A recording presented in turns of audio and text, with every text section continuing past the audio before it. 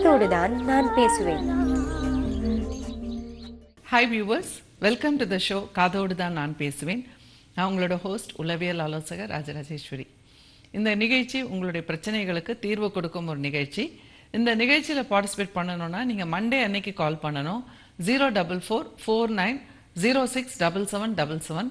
Morning 11 to 12 live நடக்கும். Live தொடர்ந்து recording up to 5 o'clock வரைக்கும் நடக்கும். இப்போ ஒரு காலர் லைனில் இருக்காங்க. ஹலோ ஹலோ மேடம், வணக்கம் மேடம். வணக்கம், நான் ராஜலட்சுமி பேசுறேன். சொல்லுங்கம்மா. சென்னையில இருந்து தான். எங்க பொண்ணுக்கு ஒரே கல்யாணம் பண்ணி கொடுத்தோம். கல்யாணம் பண்ணும்போது வேலை இருக்கு, நல்ல வேலை, இது கவர்மெண்ட்ல ஜாப் 6 மாசத்துல வேலை வந்துடும். சரி, நீ எவ்வளவு போய் சொல்ல முடியுமோ அவ்வளவு போய் சொல்லி எங்களுக்கு கல்யாணத்தை முடிச்சுட்டாங்க. எங்க சொந்தக்காரங்களே தான் கல்யாணத்தை முடிச்சுட்டாங்க. கல்யாணம் முடிச்சுட்டு அதுக்கு முன்னாலே அந்த அம்மாவுக்கு ஒரு ஆக்சிடென்ட் ஆயிடுச்சு. எங்க பொண்ணோட மாமியாருக்கு ஆக்சிடென்ட் ஆனதால அவங்களுக்கு கை கொஞ்சம் ஃப்ராக்சர் ஆயிடுச்சு. அப்புறம் சரியாயிடுச்சு கல்யாணத்துக்குள்ள. அப்புறம் அது கல்யாணம் பண்ணி போன நாள்ல இருந்து ஒரே டார்ச்சர், ரொம்ப டார்ச்சர். இது நிம்மதியா ஒரு 10 நாளைக்கு கூட நிம்மதியா இருக்க விடுறது இல்ல. ரொம்ப டார்ச்சர். 6 மாசம் பிரெக்னன்ட் ஆயிடுச்சு உடனே எங்க பொண்ணு. அப்புறம் பார்த்தா இது போய் நாங்க சர்டிபிகேட் எல்லாம் கேக்குறோம். எல்லாம் ஜாதி மது கொண்டு எல்லாம் போய் பித்தலாட்டம், ஒரு இது கூட இல்ல, முக்காவாசி போய் எல்லாம். நீங்க அப்படி கொஞ்சம் கூட விசாரிக்காம உங்களுக்கு உங்க கேஸ்ட் மனிதருக்கும் வேற கேஸ்ட் மனிதருக்கும் வேறுபாடு உங்களுக்கு தெரியலையா பழகும் போது? அதுதான் சொல்றேன் மேடம். அவங்க சொன்னாங்க தெரியுது, அப்படி தெரியலன்ட்டு இல்ல. அவங்க சொன்னாங்க அவங்க 2 இது கலந்து இருப்பாங்க அப்படின்னு. கட்சியில பார்த்தா அந்த 2 இது இல்ல, வேற இன்னொன்னு. சரி, தெலுங்காரங்க நாங்க. சரி பரவாயில்லங்க, தெலுங்காரங்க தானே, அம்மா தெலுங்கு அப்பா இது அப்படி இப்படின்னு சொன்னாங்க. சரி பரவாயில்ல, சரி இருக்கட்டும் அப்படின்ட்டு நம்ம எல்லாம் சம்மதிச்சு இது பண்ணிட்டோம். அதுக்கப்புறம் பார்த்தா கல்யாணத்துக்கு அப்புறம் ஜாதி சர்டிபிகேட் பதிவு பண்ணணும் இல்ல மேடம், கல்யாணத்துக்காக பணம் வாங்குறதுக்காக. சரி, அதுக்காக பொண்ணு கேட்டு வாங்கிட்டு வர சொன்னேன். அது வாங்கிட்டு வந்தா நம்ம பதிஞ்சிடலாம். அது அப்புறம் பார்த்தா குடுக்கவே இல்லை. அப்பயே ரொம்ப கலாட்டா பண்ணாங்க. அதுக்கப்புறம் வாங்கிட்டு பார்த்தீங்கன்னா ஃபுல்லா வேற போட்டிருந்துச்சு. அதாவது வந்துமா அந்த திருமண பதிவு அப்படிங்கறத பத்தி நீங்க அந்த விஷயத்தை வச்சு நீங்க அவங்கள குற்றம் சொல்லாதீங்க.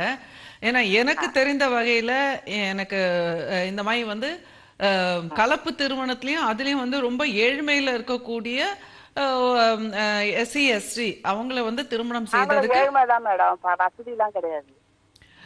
இல்லம்மா, அந்த திருமணம் பண்ணாக்கா காசு வரும் அப்படிங்கறது ஒரு தவறான அபிப்பிராயம் நீங்க வச்சிருக்கீங்க. அது உண்மை கிடையாதுமா.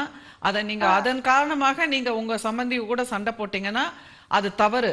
ஐயோ இல்ல மேடம், அதுக்காக எல்லாம் நாங்க சண்டையே போடல, விட்டாச்சு. சரியா, அது கூட பரவாயில்ல, நம்ம கட்டி கொடுத்தாச்சு. இனிமேல் பட்டு நம்ம எதுவும் பேச முடியாது. நல்லா வச்சிருந்தா போதும் நமக்கு. சரி, அவ்வளவுதான் நமக்கு ஆசை. இந்த காசுக்காக எல்லாம் நம்ம எதுக்கு சண்டை போடணும்? அதுக்காக எல்லாம் நாங்க இது பண்ணிக்கல. சரி, நான் வச்சிருக்காங்கன்னா 10 நாளைக்கு மேல நல்லா வச்சிருக்கேன். ஒரே அமக்கல. கட்டில பார்த்தா பையன் வேலைக்கும் கிடையாது, வேலைக்கும் போறது இல்லையா. சரி, இப்ப என்ன வேணும்? இப்ப உங்களுக்கு உங்க பொண்ணை நீங்க சரி, இப்ப உங்க பொண்ணை கல்யாணம் பண்ணி கொடுத்துருக்கீங்க, அது ரொம்ப பிரச்சனையா இருக்குது. இப்ப அந்த பொண்ணு டெய்லி உங்ககிட்ட பிரச்சனைன்னு சொல்லி அழுதுட்டு இருக்கு. இதானே நடக்குது? சரி, இப்ப கல்யாணம் மட்டும் இல்ல, அப்புறம் ரொம்ப பிரச்சனை ஆயிட்டு நான் கூட்டிட்டு வந்துட்டேன் மேடம். 6 மாசம் குழந்தை 6 மாசம் இருக்கும்போது கூட்டிட்டு வந்துட்டேன். சரி, கூட்டிட்டு வந்து குழந்தை இப்போ ரொம்ப அது அழுது ரொம்ப இதுவாயிட்டு பிரச்சனை மேல பிரச்சனை ஆகி குழந்தை 8 மாசத்துலயே குழந்தை பிறந்து ரொம்ப படாத பாடுபட்டு இதை காப்பாத்தி தேத்தி விட்டாச்சு. சரி, அதுக்கப்புறமா அவங்க வந்தாங்க. சரி போனா போட்டோம், குழந்தை பிறந்து போச்சு, இனிமேல் நல்லா வச்சிருக்கட்டும் அப்படின்ட்டு சரின்ட்டு 5ஆம் மாசம் ஒரு 3ஆம் மாசம் மேல அவங்களே போன் பண்ணி கொஞ்சம் சுருக்கமா சொல்லுங்க. இப்ப குழந்தைக்கு என்ன வயசாச்சு? இப்போ 1.5 வயசு ஆக போகுது. சரி, இப்ப இதுல இருந்து சொல்லுங்க. இப்ப குழந்தைக்கு 1.5 வயசு ஆச்சு. இப்ப உங்க மகள் உங்க மருமகனோட வாழ போயாச்சு. இப்ப எல்லாம் சால்வ் ஆயிடுச்சாங்க. இப்ப என்ன பிரச்சனை? இல்ல மேடம், அதுதான் அந்த குழந்தைக்கு ஒரு 9 மாசம் இருக்கும் மேடம். ரொம்ப பிரச்சனைக்கு மேல பிரச்சனை அடிச்சு இவங்க மாமியாரோட அக்கா, அவங்க அண்ணன், அக்கா பொண்ணுங்க எல்லாரும் சேர்ந்து ஒன்னா அடிச்சு ரொம்ப பிரச்சனை பண்ணிட்டாங்க. பிரச்சனை பண்ண உடனே சரின்ட்டு இந்த பொண்ணு 100க்கு போன் பண்ணிருக்கா. போன் பண்ணுவோம், நாங்க இங்க இருந்து போவே லேட் ஆயிடுச்சு. லேட் ஆன உடனே சரி, நாங்க எங்களால எங்க வீட்டுல அந்த நேரம் பார்த்து ஊருக்கு போயிருந்தாங்க ஆம்பளைங்க. சரி, லேடிஸ மட்டும் கூட்டின்னு போய் பொண்ணை கூட்டின்னு வந்துட்டேன். நானு நமக்கு எதுவும் தெரியலன்றதுனால நான் கூட்டின்னு வந்துட்டேன். வெளியே போலீஸ் ஸ்டேஷன் அதுல எங்க இருக்கு எதுன்னு தெரியல நமக்கு. சரி கூட்டின்னு வந்துட்டோம், வீட்டுக்கு வந்துட்டோம். அதோட நாங்களும் விட்டாச்சு, சரின்னு போட்டோம். இந்த பொண்ணு ஒரே ரொம்ப மனசு, வேலைக்கு போறா, நீ வந்து குழந்தைய இது பண்ணிட்டு நீ வேலைக்கு போமான்னு சொல்லி பிஇ படிச்சிருக்குது பொண்ணு. சரி வேலைக்கு அமுச்சு விட்டேன் நான். மனசு ரொம்ப கஷ்டமா இருக்கு மேடம். ஒரே ஞாயிற்றுக்கிழமை சனிக்கிழமை ஆனா அவளுக்கு ரொம்ப மனசு வெச்சாயிடுது. ரொம்ப என் வாழ்க்கையை கெடுத்துட்டியே, நான் வேணான்னு சொன்னேன்னு என்ன கல்யாணம் பண்ணி கொடுத்து என் வாழ்க்கையை கெடுத்துட்டியே இந்த மாதிரி.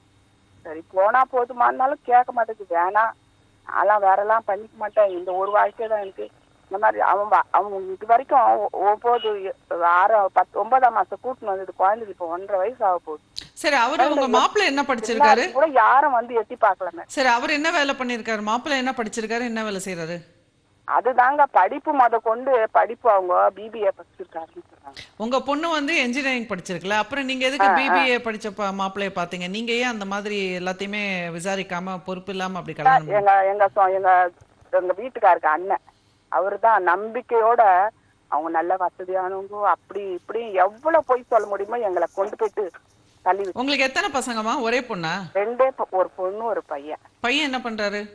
அவன் மெக்கானிக்கல் டிப்ளமோ முடிச்சுட்டு ஒர்க் பண்ணிட்டு இருக்கான். உங்க வீட்டுக்காரர் என்ன செய்யறாரு? அவர் ஆட்டோ தான் ஓட்டுறாரு. சரி, இப்போ குடும்பமா நீங்க என்ன முடிவு பண்ணிருக்கீங்க? இப்போ உங்க பொண்ணு என்ன எதிர்பார்க்கறாங்க? அது எதுவுமே அதுகிட்ட நான் எதுவும் சொல்லலைங்க. அது மனசு ரொம்ப கஷ்டப்படுதுங்க. என்ன பண்றது ஏது பண்றது அது இப்போ நம்ம ஒண்ணும் பண்ண முடியாது. அது இயல்பான ஒரு விஷயம் தானே. சின்ன வயசு, கணவனை பிரிஞ்சு இருக்கு, அதுக்கு எவ்வளவு துயரம் இருக்கும், துன்பம் இருக்கும், அது வாழ்க்கை வந்து கஷ்டம்தான். ஓகே, ஸோ அதுக்காக வந்து நம்ம என்ன பண்ண முடியும்? அது அந்த அந்த அதை கடந்து தான் அந்த பொண்ணு வந்தாகணும். அந்த வாழ்க்கையில் அந்த வழியை கடந்து தான் வந்தாகணும். நீங்க வந்து ரொம்ப எக்ஸ்ட்ரீமா சண்டை போட்டாச்சு இல்லையா? இப்போ வந்து சேர முடியாத அளவுக்கு பெரிய சண்டை போட்டாச்சு. அப்படிலாம் ஒன்றும் சண்டை போடல. நாங்க இந்த மாதிரி இப்படி இவ்வளவு அவங்க மாமியார் தான் ரொம்ப டார்ச்சர். அதான் இப்ப அவங்க டார்ச்சர் எல்லாம் கொடுத்தாங்க. இப்ப நீங்க 100க்கு போன் பண்ணிட்டீங்க. இப்ப வந்து அது பெரிய கலாட்டா ஆயிடுச்சு. சோ ஒரு சின்ன இடைவேளைக்கு பிறகு தொடர்ந்து பேசுறோம். ஒரு காலர் கிட்ட பேசிட்டு இருந்தோம். ஹலோ, அதாம்மா, இப்ப நீங்க சொன்ன தகவல் வரைக்கும் நான் சொல்றேன். இப்ப ஒண்ணுமே பண்ண முடியாது, கொஞ்சம் ஆற போடணும். ஏன்னா இப்ப வந்து உங்க மாப்பிள்ளை வீட்டு சைட்லயும் ரொம்ப மன அழுத்தத்துல தான் இருப்பாங்க. ஏன்னா அவங்க செய்தது தவறாகவே இருந்தா கூட விஷயம் வந்து குடும்பத்தை தாண்டி இப்போ வந்து ஒரு போலீஸ் ஸ்டேஷன் வரைக்கும் போயாச்சுங்கிற போது அவங்களும் ஒரு உக்கிரத்தோடு தான் இருப்பாங்க. இப்போ நீங்களும் உக்கிரத்தோடு இருப்பீங்க. இப்போ வந்து அவங்க வரட்டும்னு நீங்க காத்திருப்பீங்க, நீங்க வரட்டும்ட்டு அவங்க காத்துட்டு இருப்பாங்க. ஸோ இது வந்து காமா அப்படியே தான் கொஞ்ச நாளைக்கு ஆறப்போடணும். உங்க பொண்ணுக்கு அந்த மன வலிக்கு கொஞ்சம் பொறுமையா இருக்கிறதுக்கு ஒரு கவுன்சிலிங் கூட்டிட்டு போங்க. சரியா? உங்க பொண்ணுக்கு ஒரு கவுன்சிலிங் கூட்டிட்டு போங்க. கொஞ்சம் ஒரு 5-6 மாசம் தான் ஆகும். ஆயிட்டு அதுக்கப்புறம் வந்து இந்த பெரியவங்க எல்லாம் விலகிடணும். இப்போ நீங்க அவங்க வீட்டில் இருக்கிறவங்க நீங்க எல்லாம் விலகிட்டு அந்த பொண்ணும் பையனை மட்டும் தனியா விட்டுட்டு அவங்கள மட்டும் வாழ்க்கை நடத்துங்கன்னு விட்டுடணும். விட்டுட்டு எல்லாரும் ஒரு 2 வருஷம் பேச்சுவார்த்தையே இல்லாம இருந்தீங்கன்னா அவங்க பாட்டுக்கு ஒழுங்கா கொடுத்து நடத்துவாங்க. டெய்லி பேசிட்டு அவங்க என்ன சொன்னாங்க, இவங்க என்ன சொன்னாங்க, இவங்க அதுக்கு என்ன சொன்னாங்க, அவங்க இதுக்கு என்ன சொன்னாங்க, அப்ப ஏன் சொல்லலை, இப்ப ஏன் சொல்லலைன்னு இதையெல்லாம் நீங்க பெரியவங்க பேச பேச பேச எல்லாம் இது தீராத பகையா போய் கடைசியில் அந்த 2 பசங்களோட வாழ்க்கை கெட்டு போயிடும். அதனால நெக்ஸ்ட் வரும் ஒரு 5-6 மாசம் கழிச்சு ஒரு வாய்ப்பு வரும். ஸோ அந்த வாய்ப்புல நீங்க நல்லா புரிஞ்சுக்குங்க. உங்க பொண்ணு நல்லா புத்திமதி சொல்லி இனிமேல் எதுவா இருந்தாலும் எங்க கிட்ட வரக்கூடாது, நீ வந்து தனியா நீ பையனும் வந்து வாழ்க்கைய ஆரம்பிங்க அப்படின்னு சொல்லி பெரியவங்க கூட உட்காந்து பேசி அவங்க 2 பேரையும் தனி கொடுத்தணும் வச்சிருங்க. சரியா? இன்னொரு காலர் லைன்ல இருக்காங்க. ஹலோ, வணக்கம். நான் பெங்களூர்ல இருந்து பேசுறேன். சொல்லுங்கம்மா. லட்சுமி. கேக்குதுங்களா? கேக்குதுமா. எங்க பொண்ணுக்கு 23 வயசுல நான் மேரேஜ் பண்ணேன். சரி. அண்ணன் பையனுக்கே பண்ணேன். சரி. அவன் சின்ன வயசுல நான் பார்க்கப்ப நல்லவனா தான் இருந்தான். சரி. கல்யாணத்துக்கு ஒரு 2-3 வாரம் வந்து போகும்போது அவன் நல்லவன் இல்ல, வேணாம் அப்படின்னா, மனசுல யாரையாவது சீண்டாது சொல்றாளோ என்னவோ பயந்துன்னு, இல்லப்பா நான் அவளை சமாதானம் பண்றேன்னு சமாதானம் பண்ணி கல்யாணம் பண்ணி கொடுத்தாச்சு. குழந்தையும் ஆயிடுச்சு. 2 தரம் அவங்க பெங்களூர்லயே தனியா கொடுத்தன வச்சான். அவன் 2 தரமும் வீட்டுல இருக்கிற சாமான்லாம் வித்துட்டு சென்னைக்கே ஓடிடுறான். சண்டை போடுறான். எப்ப பார்த்தாலும் அவளை பார்த்தாலே பிடிக்கல, சண்டை போட்டுக்கிறான். நாங்களும் கேட்டேன், நீ ஏன் விரும்பி தானப்பா கட்டிக்கின்னு, அவ வேணான்னு சொன்னா கூட நான் விடாது நீ கட்டிக்கின்னு இப்போ இப்படிலாம் பண்றியே அப்படின்னா, அதுக்கு அவன் எந்த ரெஸ்பான்சிபிளும் இல்ல, அசிங்கமா பேசுவான். கேக்குதுங்களா? கேக்குது. பட் நீங்க ஏன் உங்க பொண்ணுக்கு இப்படி கட்டாயமா கல்யாணம் பண்ணீங்க? உங்க பொண்ணு காதலிச்சு வேற யாராவது கல்யாணம் பண்ணிட்டு இருந்தா கூட நிம்மதியா வாழ்ந்திருக்கும்ல. ஆமா. அப்ப நீங்க பண்ண தவறுதான். நீங்க பண்ண தவறுதான் உங்க பொண்ணுக்கு வாழ்க்கை போச்சு. ஏன் அப்படி பண்ணீங்க? ஏன் அப்படி வலுக்கட்டாயமா உங்க அண்ணன் பையன் தான் கல்யாணம் பண்ணணும்னு சொல்லி தள்ள கட்டினீங்க? நம்ம அண்ணன் பையனா நம்மள கஷ்ட சுகத்துக்கு எல்லாம் பாத்துப்பான். நம்மளே ஏழையாக்குவோம். அவங்க நல்லா பணக்காரா இருக்காங்க. சரி நமக்கு பொண்ணாவது நல்லா இருக்கட்டுமே, கண்ணுக்கு தெரிஞ்சு நல்ல இடமா இருக்குது அப்படி சொல்லிட்டு கொடுத்துட்டேன். அது அவங்க வந்து விரும்பணும்ல. அவங்க அப்பா அம்மா விருப்பமே இல்ல, அவன் தான் விரும்பினான். அது தவறு இல்ல. அவங்க அப்பா அம்மா விருப்பம் இல்லாம நீங்க எதுக்கு வந்து அந்த பையன் மட்டும் நீங்க வேணும்னு சொல்லி அப்படி எல்லாம் பண்ணீங்க? இத்தனைக்கும் உங்க அண்ணன் தானே. உங்க அண்ணனுக்கும் அன்னைக்கும் விருப்பம் இல்லங்கிற போது நீங்க உட்கார்ந்து பேசணும். பிடிச்சா கட்டிங்க, பிடிக்கலன்னா விட்டுடுங்க, சும்மா உன் பையனுக்காக எல்லாம் பண்ணிக்காதீங்க அப்படி சொன்னேன். சரி ஆச்சுமா கல்யாணம் பண்ணிக்கலாம் அப்படி சொல்லிட்டு எல்லாம் கல்யாணமும் பண்ணாங்க. இங்கதான் பெங்களூர்ல தான் பண்ணேன். பையன் விருப்பத்தோடு தான் பண்ணிட்டானா? பையனும் விருப்பப்பட்டுதான் கட்டினான். அவன் பலவந்தத்துல தான் கட்டினது. இப்போ விட்டுட்டு ஓடிட்டான். ஆனா உங்க பொண்ணு சொன்னால இந்த மாதிரி அந்த பையன் அவ்வளவு விருப்பம் இல்லாத மாதிரி இருக்கான்னு. அவ சொன்னா எனக்கு டவுட். ஐயோ நம்ம அண்ணன் பையன் நல்லவன், நம்ம பொண்ணு அந்த இடத்துல கொடுத்தா நல்லா இருப்பா அப்படின்ற ஒரு. இப்ப அவங்க பொண்ணு சந்தேகப்பட்டது உண்மையாயிடுச்சுல்ல. சோ இப்ப உங்க பொண்ணு என்ன சொல்றா? வேற கல்யாணமே பண்ணிக்கலாம். போன வாரம் நாங்க சென்னைக்கு வந்திருந்தோம். வந்திருந்தா வேற பொண்டாட்டி கூட வீட்டுல இருக்கிறான். அண்ணி நான்தாங்க நான் சொன்னேன், அவனை எவ்வளவு சொன்னம்மா கேட்கலம்மா அவன் அப்படின்னு. அது எப்படி மனைவி இருக்கும்போது இன்னொரு பெண்ணை திருமணம் பண்ண முடியாது? சட்டப்படி குற்றமாச்சே. கேஸ் ஃபைல் பண்ணி 7 வருஷம் உள்ள தள்ளலாம் நீங்க. இல்ல இன்னொன்னு விஷயம் என்னன்னா, அவன் டைவர்ஸ் நோட்டீஸ் 2 தடவை அனுப்பிச்சிருந்தான். கல்யாணம் பண்ணிட்டு எப்படி அவ டைவர்ஸ் நோட்டீஸ் அனுப்ப முடியும்? அது டைவர்ஸ் வாங்கிட்டுல அவ கல்யாணம் முன்னாடியே அனுப்பிச்சிருந்தான். நான் வாங்கினேன், என் பொண்ணுக்கு வாங்கல. இல்லங்க, டைவர்ஸ் நோட்டீஸ் அனுப்பிட்டா உடனே கல்யாணம் பண்ணிக்கலாம்னு அனுமதி கிடையாது. சட்டப்படி விவாகரத்து ஆயிடுச்சுன்றான். டைவர்ஸ் ஆயிடுச்சுன்னு சொல்லிட்டான். அவன் சொல்லிட்டானாக்கா எப்படி? அது சட்டப்படி உங்க பொண்ணு கேளுங்க. உங்க பொண்ணு படிச்ச பொண்ணு தானே, அதுக்கு தெரியும் தானே. அது சட்டப்படி அவங்களுக்கு டைவர்ஸ்னு உங்களுக்கு பத்திரம் வந்துச்சா? வரல. ஆனா டைவர்ஸ் ஆயிடுச்சுன்னு உங்க பொண்ணு சொல்லுதா? இல்ல அந்த பையனே சொல்றான். நாங்க வீட்டுக்கு போயிருந்தோம் இல்லீங்களா வேலைச்சேரிக்கு, அங்க உங்க பொண்ணு என்னம்மா சொல்றா?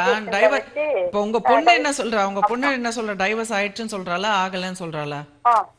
ஆயிடுச்சுன்றா. அப்ப டைவர்ஸ் ஆயிடுச்சுன்னு, அப்ப உங்க பொண்ணு டைவர்ஸ் ஆயிடுச்சுன்னு சொல்லிட்டானாக்கா அப்ப முடிஞ்சு போச்சு தானே. உங்க பொண்ணுக்கு தெரியும்ல. எல்லாம் அது வாட்ஸ்அப்ல போட்டுருந்தான். இல்லம்மா, நீங்க வாட்ஸ்அப்ல உங்க பொண்ணோட நீங்க கான்டாக்ட்ல தானமா இருக்கீங்க?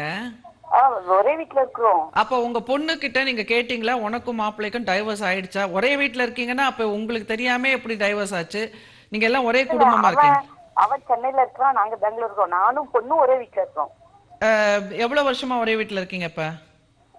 இப்ப அவ கல்யாணம் ஆனாலே 3 மாசம் போய் வாழ்வா வந்துருவா, இப்படியேதான் நடந்துக்குது. 4 வருஷம் ஆயிடுச்சு. 14ல கல்யாணம் ஆச்சு. 14ல கல்யாணம் ஆச்சு. மாப்பிள்ளை வந்து எந்த ஊரு? சென்னை. சோ உங்க பொண்ணு வந்து சென்னையில போய் மாப்பிள்ளையோட வாழ மாட்டா, உங்க கூடயே தான் வாழ்வா. பெங்களூர்ல தனியாவே கொடுத்தா. அவங்களும் நீங்க கூண்டு போயிட்டு நீங்களே வச்சுக்கோ அப்படின்னு சொல்லி கூட அனுப்பிச்சாங்க. அண்ணனும் அண்ணியும் பையனை. அவன் வேலைக்கே போறது கிடையாது. இவ சம்பாதனையை வச்சு சாப்பிடுற மாதிரி நடந்துங்கிறான். எங்க பெங்களூர்ல? பெங்களூர்ல. ஏன் உங்க பொண்ணு வேலையை விட்டுட்டு சென்னைக்கு போக கூடாது? அவர் சென்னையில தானே இருந்தாரு. வந்திருந்தா போய் சென்னையில இருந்தா 1 வருஷம். நான் ஃபர்ஸ்ட் சென்னைக்கு தான் அனுப்பிச்சேன். அங்கேயும் சுத்தமா வேலைக்கு போறது கிடையாது. இவ வேலைக்கு போய் வந்தாக்கா டார்ச்சர் குடுக்குறது. சரி, எப்படியோ அவங்க 2 பேருக்குள்ள அப்ப மனம் ஒத்து போல அவங்க 2 பேருமா சேர்ந்து முடிவு பண்ணி டைவர்ஸ் பண்ணிட்டாங்க தானே. ஆயிடுச்சு. அப்புறம் எதுக்கு இப்ப அத பத்தி பேசுறீங்க? டைவர்ஸ் முடிஞ்சு போச்சு. அதுக்கப்புறம் அவர் வேற யாரா பண்ணிட்டாங்கன்னா அதுக்கு குழந்தை இருக்குது இல்லீங்களா? அது உங்க பொண்ணு தானே முடிவு பண்ணிருக்கணும். உங்க பொண்ணு தான் முடிவு பண்ணி டைவர்ஸ் கொடுத்தாச்சுல. அப்புறம் என்ன நீங்க எதுக்கு அதுக்காக? அவளுக்கு தெரியாது. நீங்க ஏங்க இப்படி வந்து ஒரே உங்களால உங்க பொண்ணோட வாழ்க்கையே கெட்டு போச்சுங்க. உங்க பொண்ணு வந்து உங்களோட வாழற வரைக்கும் அதுக்கு நல்ல வாழ்க்கையே கிடைக்காது. நீங்க தான் அந்த உங்க பொண்ணோட வாழ்க்கையை கெடுத்ததுக்கு முக்கியமான காரணம் நீங்க தான். நல்லா புரிஞ்சுக்கங்க நான் சொல்றேன். ஏன்னா இந்த பேசின ஒரு 4-5 நிமிஷத்துலயே பாக்குறேன் இது புரட்டி பேசுறீங்க. அப்புறம் அடுத்தது வந்து உங்க பொண்ணுக்கு பிடிக்காம அந்த பொண்ணுக்கு ஒரு கல்யாணம் பண்ணி வச்சுங்க. அதுக்கப்புறம் அந்த பொண்ணு ஏதோ போராடி அது ஏதோ முடிஞ்ச வரைக்கும் அந்த திருமணத்தை வந்து ஒர்க் அவுட் பண்ண பார்த்திருக்கு. அது ஒர்க் அவுட் ஆகலன்னு அதுவே முடிவு எடுத்து டைவர்ஸ் பண்ணிருக்கு. இப்ப அதையாவது நிம்மதி அவன் அனுப்பிச்சிருந்தா நான் வாங்கினேன் டைவர்ஸ் நோட்டீஸ். டைவர்ஸ் ஆன பிறகுதான் எங்களுக்கு தெரியும் டைவர்ஸ் ஆயிடுச்சு, வேற கல்யாணம் பண்ணி. அதுதாங்க டைவர்ஸ் ஆயிடுச்சுல, அதுதான் சொல்றேன் நானு. டைவர்ஸ் ஆயிடுச்சு உங்க பொண்ணுக்கு, அது நிம்மதியா இருக்கும். அந்த பொண்ணு உங்களுக்கு உங்க பொண்ணுக்கு டைவர்ஸ் வேணும்ன்றதுனால தான் அது ஆயிருக்கு. உங்க பொண்ணு ஒத்துக்கலன்னா ஆயிருக்காது. ஸோ அந்த பொண்ணு நிம்மதியா இப்போ டைவர்ஸ் ஆயிடுச்சு. இப்போ அட்லீஸ்ட் கொஞ்ச நாளைக்கு நீங்க சும்மா இருந்தீங்கன்னா உங்க பொண்ணுக்கு இன்னொரு வாழ்க்கை கிடைக்கும். ஆனா சும்மா அதான் உங்க கூட இருக்கிற வரைக்கும் இன்னொரு கல்யாணம் பண்ணிக்காம இருக்கிறது கூட நல்லது. உங்களுக்கு ஒரே பொண்ணா? ஒரே பொண்ணு. அதான் நீங்க அந்த பொண்ணு பையனோட போய் ஏன் நீங்க இருக்க மாட்டீங்க, அந்த பொண்ணு கூடயே இருக்கீங்க? பையன் வந்து கல்யாணம் ஆகல, அவதான் எங்க கூட வந்திருக்கிறா, நாங்க அவங்க கூட போல. இப்போ அவங்க வாழாத வந்த பிறகு எங்க வீட்டுக்கு வந்திருக்கிறா. அதுக்கு முன்னாடி தனியா குடுத்தனம் வச்சிருந்தோம் நாங்க வேற இடத்துல. உங்க பொண்ணு உங்க பையனுக்கு என்ன வயசாச்சு? உங்க பையனுக்கு என்ன வயசாச்சு? 25. Okay. Hi viewers, welcome back to the show. ஒரு காலர் கிட்ட பேசிட்டு இருந்தோம். Hello hello. சரி, இப்போ உங்களுக்கு என்ன வேணுமா? குழந்தைக்கு அவன் இருக்கும் கல்யாணம் ஆகும்போது ஒரு வீடு இருந்துச்சு, அதை 5 கோடிக்கு வித்துட்டான் பவளவாக்கத்துல. இப்போ வேற இடத்துல 2 கோடியில வாங்கியிருக்கான் வீடு, அதுவும் அவன் பேர்ல வாங்கல. நீ என்கிட்ட எப்ப இருந்தாலும் பிச்சை கேட்கணும், நீ என் காலில தான் வந்து விழணும் அப்படின்னு சேலஞ்சு பண்ணிட்டு அவங்க அம்மா பேர்ல தான் நான் வாங்குவேன், என் பேர்ல இருந்தா நீ வந்துருவ பாகத்துக்கு அப்படின்னு சொல்லிட்டு வேற இடத்துல வீடு வாங்கிட்டு செட்டில் ஆயிட்டான்.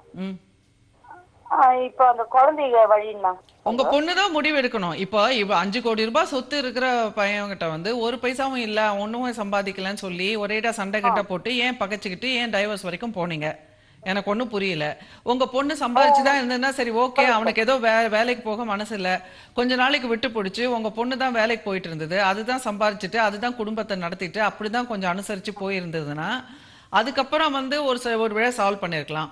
ஏதோ ஒரு காரணத்துக்கு அந்த பையனுக்கு வேலை கிடைக்காம இருந்திருக்கலாம், இல்ல அவன் என்ன சிக்கல்ன்றது தெரியல. இந்த மாசம் பெங்களூர்ல வேலை செஞ்சு சம்பளம் வாங்குவான், அடுத்த மாசம் கோச்சிங் சென்னைக்கு போயிட்டோம்னா அங்க வேலை செஞ்சு அங்க 15 நாள் சம்பளத்தை வாங்குவான். இது போல அவன் படிச்ச படிப்புக்கு எங்க வேணாலும் வேலையா, அதனால எந்த நேரம் போவான் எந்த நேரம் நின்றுடுவான். அதெல்லாம் உண்மைதாங்க, அது உண்மையா கூட இருக்குங்க. அதெல்லாம் உங்களுக்கு புரியாது, உங்களுக்கு தெரியாதுங்கிறதுக்காக நீங்க எல்லாரையும் சந்தேகப்படுவீங்களா? நீங்க வந்து அப்ப ஒண்ணுமே இல்லாமையா வந்து அவங்க வந்து இந்த அளவுக்கு இருந்திருப்பாங்க. நீங்க ஒரேடியா வந்து உங்க பொண்ணுகிட்ட எல்லாத்தையும் சொல்லி போட்டு கொடுத்து உங்க பொண்ணும் வந்து குழம்பி போய் ஒரு வழியா வாழ்க்கையை விட்டுடுச்சு. இப்ப வந்து டைவர்ஸ் பண்ணியாச்சுன்ற போது அது செட்டில்மெண்ட் கூட பண்ணி வாங்கியிருக்கலாம். இப்போ இவ்வளவு சொத்து இருக்குன்ற போது அந்த குழந்தைக்கு வந்து செட்டில்மெண்ட் வாங்கிக்கிட்டு நீங்க டைவர்ஸ் பண்ணிருக்கலாம். சோ எதுவுமே உணர்ச்சி வேகத்துல பண்ணிட்டீங்க நீங்க. சோ இப்ப என்ன பண்ண முடியும் தெரியல. நினைச்சு பார்க்கல, ஏன்னா அண்ணன் பையன் தானே எப்ப பார்த்தாலும் சும்மாவே. சோ இப்ப நீங்க லாயர், இப்போ உங்க பேரனுக்கு பொருளாதார ரீதியாக என்ன கிடைக்கும் அப்படின்னா அது நீங்க லாயர் கிட்ட தான் கேட்கணும். ஓகே, அது எனக்கு வந்து உளவியல் சார்ந்த விஷயம் கிடையாது. ஓகே, விவாகரத்து வாங்கறதுக்கு முன்னாடியே அதெல்லாம் தீர்மானம் பண்ணிடுவாங்க. எவ்வளவு ஜீவனாம்சம் கொடுக்கணும், எவ்வளவு வந்து கஸ்டடியில வச்சுக்கணும், எவ்வளவு செலவழிக்கணும், அதெல்லாம் வந்து தீர்மானம் பண்ணிட்டு தான் டைவர்ஸ் கொடுப்பாங்க. அதுக்கு ஒத்துக்கிட்டா தான் டைவர்ஸ் பண்ணுவாங்க. மனைவியும் ஒத்துக்கிட்டாதான் அது ஆகுமே தவிர இல்லாட்டினா ஆகாது. ஸோ அப்போ உங்க பொண்ணுக்கு தான் தெரியும் என்ன கண்டிஷன்ஸ்க்கு அவங்க ஒத்துக்கிட்டாங்கன்றது. ஸோ அதனால எதுவாக இருந்தாலும் உங்க பொண்ணு ஒத்துக்கிட்டாங்க, அதுதான். அவங்க ஏமாந்தே போனாங்கன்னா கூட அவங்க ஒத்துக்கிட்டாங்கன்னு தான் அர்த்தம். அப்போ இனிமே நீங்க இதை போட்டு குறையாம உங்க பொண்ணை கொஞ்சம் ஃப்ரீயா விட்டீங்கன்னா ஒரு கவுன்சிலிங் கூட்டிட்டு போயிட்டு இனிமே என்ன வேணுங்கிறத பாருங்க. அதான் செய்ய முடியும். இனிமேல் என்ன பண்ண முடியும்? ஸோ இதை வந்து மனசு உளைச்சலாக நீங்கள் வந்து வருத்தமான ஒரு விஷயமா தான் இருக்குது. எனக்கு கூட கொஞ்சம் வருத்தமாக தான் இருக்குது. ஏன்னா சொந்தத்துக்குள்ளே பண்ணி கடைசியில் அவசரமாக டைவர்ஸ் ஆகி எப்படி அவ்வளோ சிக்கல் ஆச்சுன்றது வந்து எனக்கு இந்த குறிப்பிட்ட ஒரு கான்வர்சேஷன் மூலமாக என்னால் புரிஞ்சுக்க முடியல. இன்னொரு காலர் லைனில் இருக்காங்க. ஹலோ ஹலோ, வணக்கம் மேடம். வணக்கம். உங்கள்கிட்ட வேலைகிறேன்னு பேசுகிறேன் மேடம். சொல்லுங்கள். இதனாலவே ரொம்ப சிக்கலாக இருக்குது, எப்படி தான் சிக்கலாக கண்டுபிடிச்சுன்னு தெரியல. கூட இருந்துக்கிட்டே நமக்கு ரொம்ப மன உளைச்சலாக கொடுக்குறாங்க மேடம். என்ன பண்ணுறதுன்னு ஒன்றும் புரியல. யாரு மன உளைச்சல் கொடுக்குறாங்க? நம்ம சொந்த பந்தங்க தான், சொந்த பந்தம் சாதிக்கணும், வீட்டில் குடும்பத்தாருக்கு. உங்களுக்கு திருமணம் ஆயிடுச்சா? ஆயிடுச்சு மேடம். 2001 ஆச்சு மேடம். 2019 நடக்குது. 18 வருஷம் ஆயிடுச்சு திருமணம் ஆகி. என்ன வேலை பண்ணிட்டு இருக்கீங்க? விவசாயம் தான் மேடம். வேற எத்தனை பிள்ளைங்க? 2 பசங்க. என்ன பண்றாங்க அவங்க? படிக்கிறாங்க. ஒருத்தன் 8வது படிக்கிறான், ஒருத்தன் 12வது படிக்கிறான். 2 பையன். சரி, உங்க மனைவியும் வேலை செய்யறாங்களா? அவங்க எப்படி களவாட்ட போயிட்டு வந்துட்டு அதான் என்ன பிரச்சனை ஒண்ணுமே புரிய முடியல. எங்க போனாலும் நம்மள பார்த்தாவே என்ன தீவிரவாதி மாதிரி பாக்குறாங்க. மனசு ரொம்ப தீவிரவாதி யார் பாக்குறா? அவங்க மனைவி பாக்குறாங்களா? மனைவி பசங்க பாக்குறாங்களா? அப்படி எல்லாருமே ஒரு மாதிரியா பாக்குறாங்க. நம்ம கிட்ட நல்லா பேசுறாங்க, அப்ப ஒரு மாதிரியா பேசுறேன்னு நினைக்கிறாங்க. எல்லாருமே உங்களை தீவிரவாதி மாதிரி பாக்குற மாதிரி இருக்கா? எல்லாருமே உங்களை பத்தி கொச்ச கொச்சன்னு பேசுற மாதிரி இருக்கா? ஆமா மேடம். எல்லாருமே உங்களை பேசுறாங்க காதுல வாங்கினாலும் நம்ம திரும்பி கேட்டாலும் அவங்க எல்லாம் நம்ம பாத்துக்கலாம் அப்படின்றாங்க. சரி, நானும் தெரிஞ்சுக்கிட்டு எல்லாத்தையும் தெரிஞ்சுக்கிட்டு நம்ம இதை போய் கேட்கறதுக்கு ஒன்றும் வாய்ப்பு இல்லை. நமக்கு யாரும் ஆள் இல்லை, யாரும் இல்லை. என்ன அப்படி எல்லாரும் உங்களை பத்தி தப்பா பேசுற அளவுக்கு என்ன விஷயம் இருக்கு உங்ககிட்ட? நீங்க என்ன தவறு செய்திருக்கீங்க? ஒரு தவறுமே செய்யல மேடம். நான் அதுதான் என்னால இன்னமும் சேர்ந்துக்க முடியல. நம்ம என்ன பண்ணணும் நானே போட்டு இதே தான். சரி, குறிப்பா ஒரு விஷயம் யார் பேசினா? யாரா ஒருத்தர் என்ன பேசினாங்கன்னு சொல்லுங்க பார்க்கலாம் உங்களை பத்தி. துபாயில இருந்தேன் மேடம். துபாய் போயிட்டு ஒரு வருஷம் 12 மாசம் கிளீனா வேலை பார்த்துட்டு வீட்டுக்கு காசு அனுப்பிட்டு கிளியரா இருந்தேன். சரி. திரும்பி ஒரு 9 மாசம் இந்த செய்வனுக்கு பாரு, அதை வச்சுக்கிட்டு ரொம்ப இடைஞ்சல் எனக்கு போட்டோ விட்டுட்டு போனோம். என்ன பண்ணோம், உங்க வீட்டுல அது சரியில்லை இது சரியில்லை, அங்க போறாங்க இங்க வராங்க அப்படின்னா நான் அதையும் கண்டுக்கல. சரி, யாரையும் எங்க போடுவோம், நான் பழக வந்துக்கிறேன், பசங்க சம்பாதிக்கணும், பசங்களை படிக்கணும், குடும்பத்தை பார்க்கணும்னு சொல்லி நான் போறேன். அதெல்லாம் தேவையில்லடா, விட்டுட்டு வேலை பாருங்கடா அப்படின்னா திரும்ப என்ன பண்ணிட்டான். அதெல்லாம் நான் என்ன பண்ண முடியும், நீ செய்யணும், நீ தாங்கி தான் ஆகணும், எல்லாத்தையும் நீ பொறுத்து தான் ஆகணும் அப்படின்னா. எதனாலன்னு கேட்டா அதை விவரம் சொல்ல மாட்டோம். அதை நான் ஆட்டோமேட்டிக் கொஞ்சம் கொஞ்சமா என்ன நினைச்சுன்னு புரிஞ்சுக்கிட்டா நான் எடுத்து சொன்னேன். அது யாரும் ஏத்துக்கிற நிலைமையில இல்லை. என்ன செய்வினை யாருக்கு யாரு வச்சுட்டாங்க மேடம்? செய்வினை யாருக்கு வச்சாங்க? எனக்குதான் மேடம். நான் அங்க இருக்கும்போதே உங்களுக்கு யார் வச்சாங்க செய்வினை? செஞ்சிருக்காங்க. அங்க நான் துபாயில இருக்கும்போது அதான் உங்களுக்கு யார் செய்வினை வச்சாங்க? அதுதான் மேடம் என் கூட சித்தம் பையனா வேணும். அவன் தான் கூட இருந்து அதை ரெடி பண்ணி செய்யுங்க. அங்க கேட்டது அவன் செல் நம்பர்லாம் இது பண்ணி பண்ணனா எனக்கு அந்த அளவுக்கு. அங்க துபாயில உங்க கூடவே வேலை பார்த்துட்டு இருந்தா உங்க தம்பி வந்து உங்களுக்கு செய்வினை வச்சுட்டானா? ஆமா. சரி, எதுக்காக உங்களுக்கு இங்க இருந்து லோக்கல்ல ஆள் வச்சு இங்க இருந்தும் செஞ்ச பிறகு அப்புறம் அங்க ஆரம்பிச்சான். சரி, அதாவது நீங்க துபாயில வேலை செஞ்சுட்டு இருந்தீங்க, உங்க தம்பி இங்க இருந்து உங்களுக்கு செய்வினை வச்சுட்டாராங்க. ஆமா. சரி, அதனால உங்களுக்கு என்ன ஆச்சு? அதனால உங்களுக்கு மூளை குழம்பு போய் நீங்க வேலையை விட்டுட்டு வந்துட்டீங்க. மூளை குழம்புல மேடம், ஒரு ரூபா அவனுக்கு என்ன பண்ணாத சித்திரவதை பண்ணி எப்படியாவது ஆளை காலி பண்ணுன்ற ஒரே ஏழ்மையில தான் அவனுக்கு வேலையும் பண்ணணும். சரி, பண்ணிட்டு அதனால நீங்க வேலையை விட்டுட்டு வந்துட்டீங்க. அதனால வேலையை விட்டுட்டு வந்துட்டீங்க. ஆமா. நீ வேற சரி, அப்படி உங்க மேல படுத்துக்கிட்டா என்னால ஏஞ்சிருக்க முடியல. சரி, ஒரு நிமிஷம் நான் கேட்கறதுக்கு மட்டும் கேள்வி.